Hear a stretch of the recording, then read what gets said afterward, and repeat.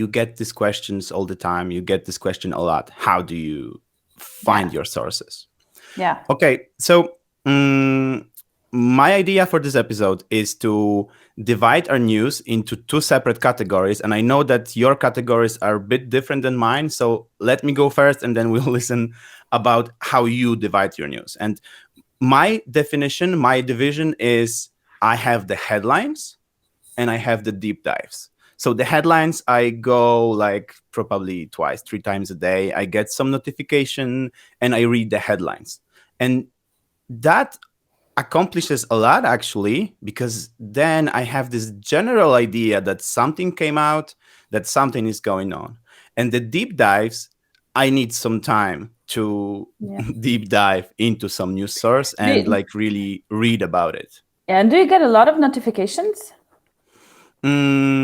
We'll get to that. We'll get to that. Okay. But mm, yeah, like I don't know about news, 10 a day. Oh my God, that's Probably. so But much. that includes also our Discord, in which our developers post some small pieces of information, some small headlines.